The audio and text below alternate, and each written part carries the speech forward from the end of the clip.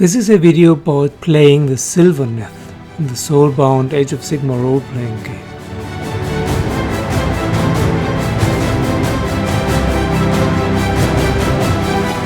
Hello, this is 16 Goblins and 1 Brush with another video about the Soulbound Age of Sigmar role-playing game.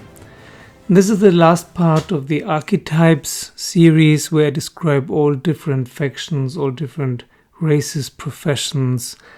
And we've talked already about the Stormcast and the Dwarves and the Elves and the Humans, and now the last part is the Sylvaneth. The Sylvaneth are very special. I know, I said already in the Dwarves and the Duardin video that the Battlesmith is a very unique character in this game, but the Sylvaneth are as well in a different way. Yeah, the Sylvaneth are not so much stranger or more unique in the way what they can do, but in the way what they are. They are plants. They have been created by the goddess of life, Alariel, who was an elven goddess before, out of the stuff of Giran, the realm of life. So they're spirits, basically. Yeah? They're spirits of nature, guardians of nature. They're part of nature.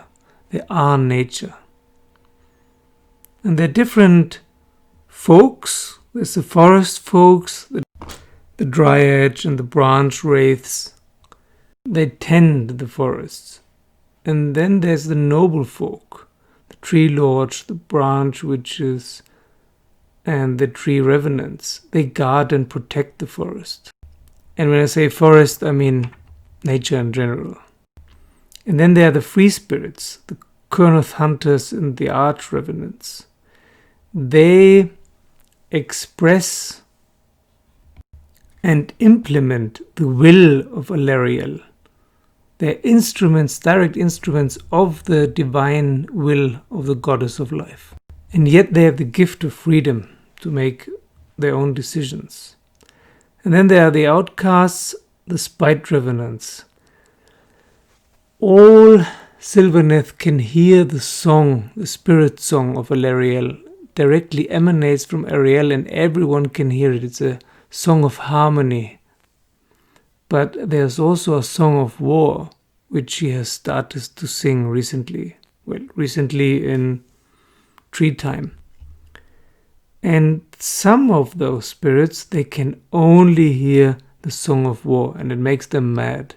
And those are the outcasts. They cannot hear the rest of the song anymore.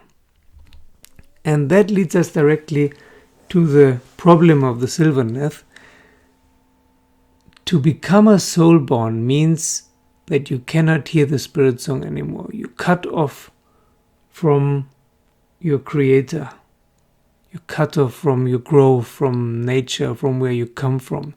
You're uprooted.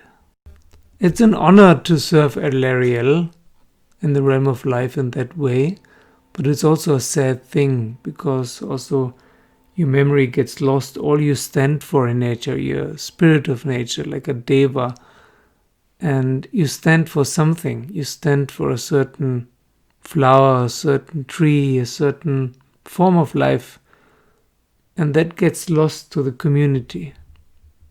You can be regrown, or something like you can be regrown or recreated, but the original is lost forever. But it's still an honor to serve because you protect, you give up yourself, you sacrifice yourself to protect the whole. It is sad, but you're also helping to create new life and new hope. Now, in the role-playing game, you have 3 different possibilities, unless you create your own character, but I recommend to you to stick with the pre-made characters initially. You can choose between a branch witch, a Kurnoth hunter, and a tree revenant. Now all 3 of them can fight, and all 3 of them have very powerful weapons. But the warrior character of all 3 of them is of course mainly the Kurnoth hunter, because he's a superhero amongst superheroes. He's like Treeby at the end, or Groot in the movie Guardians of the Galaxy. They're very strong and very intelligent.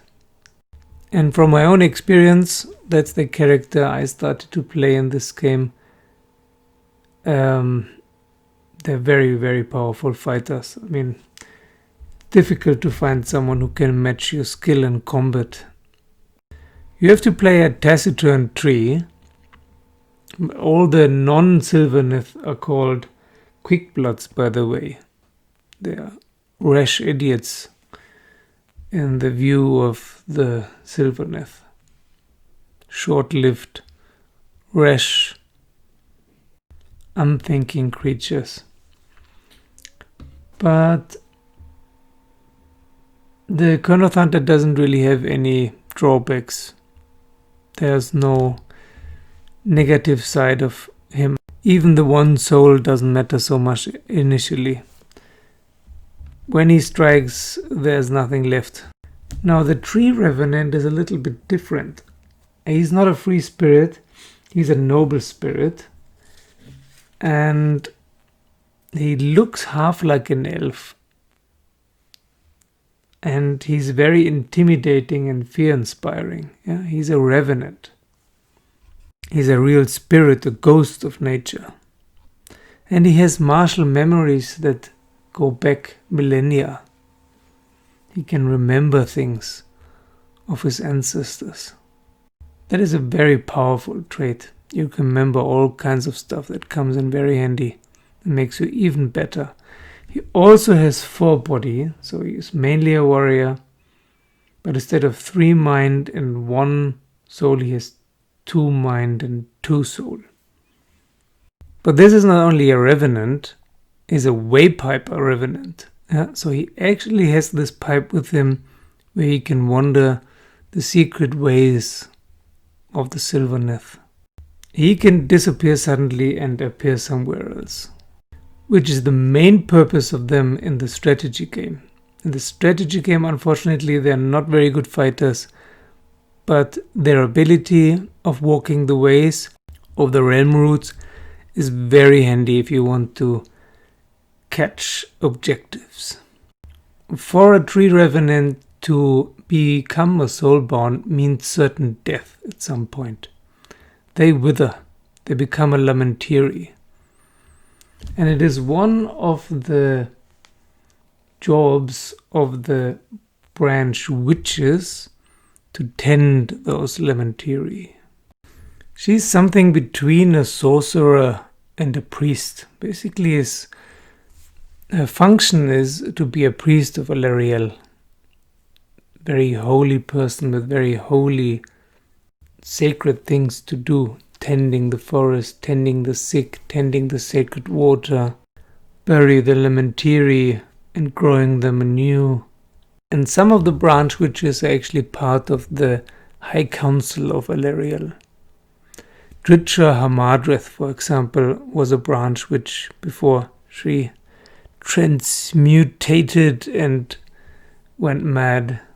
And while they are immeasurably patient when it comes to tending their growth, they are very quick-tempered and nasty to anyone who is not a total tree hugger. They don't like anyone who even might do nature any harm. Now let's have a look at the spells. There are also miracles of Alarielle, but you need blessed by Alarielle for this, and none of these 3 characters have it from the beginning. So I guess all 3 of them can learn it later, but it would make the most sense for the branch witch actually. Very powerful miracles, of course. Like natural selection, where you can grow stuff like claws or gills, wings, night vision, anything. Or Wrath of the Everqueen, where you can shoot vines and roots. Or healing miracles or growth miracles. I didn't find a specific spell lore for Alarielle and the branch witches for the Sylvaneth, but I assume that you use the spells of the realm of life, the Jade spells. And they're very similar to the miracles. You can heal, you can make things grow, you can make a storm of sickles or storm of thorns that cut your enemies into pieces. Or again, you can shoot vines and roots, or you can make a shield, a wicker shield, or you can connect with nature wherever you are and directly talk to the plants or even talk to the land and understand it. Far out stuff. So if you're a nature lover, the Sylvaneth are for you. And even if not, if you want to play something more alien than a human, a dwarf, or a elf, you have the choice between the Sylvaneth, the Stormcasts, and later probably the Seraphon. The Seraphon, the Lizardmen, they're not out yet, but they're also very alien. The Stormcasts are kind of alien because they used to be humans, but now they're demigods, made in the image of Sigmar himself.